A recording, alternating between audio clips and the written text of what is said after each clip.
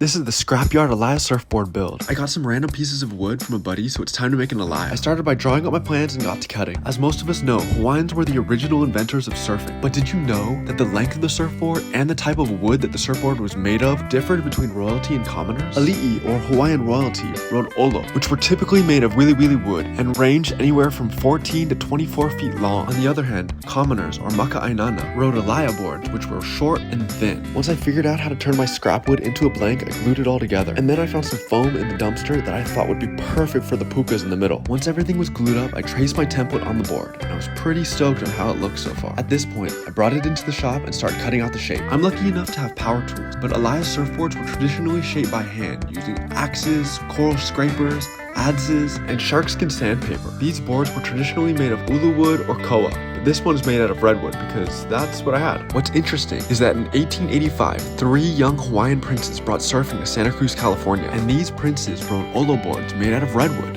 When I was shaping, it was pretty difficult because the foam and different types of wood had different consistencies, so I had to be real careful not to rip it to shreds. Surfing likely occurred throughout different parts of the Hawaiian island, but one well-known spot is Waikiki Beach, which later became famous for the Waikiki Beach Boys. These Beach Boys represented the very basis of what aloha is all about. They offered surfing lessons, canoe rides, and lifeguarding services for tourists. Today, the tourism industry has commodified the Hawaiian culture and does not give back to the local communities. As I was shaping this Alaia surfboard, I felt a connection to the craft I was creating. This feeling must have been similar to that of the native Hawaiians. Surfing is a deeply spiritual practice, and it brings together a connection between the surfer and the sea. Traditionally, when native Hawaiians found the perfect tree to create a surfboard, an offering, or ho'ukupu, would be given back to the aina, or the land. These offerings, along with chants, or olis, would be requests for permission to take the tree. Traditional olo and Alaia surfboards were coated in kukuina oil to help waterproof the wood. Since I incorporated some foam, I decided to fiberglass mine. The fiberglass I used was primarily scrap pieces from other projects, although I had to use fresh resin. Once the final coat was sealed, everything looked nice and shiny. And now that the Alaia is built, it's time to go test it out. Let me know in the comments what break you think I should take it out at.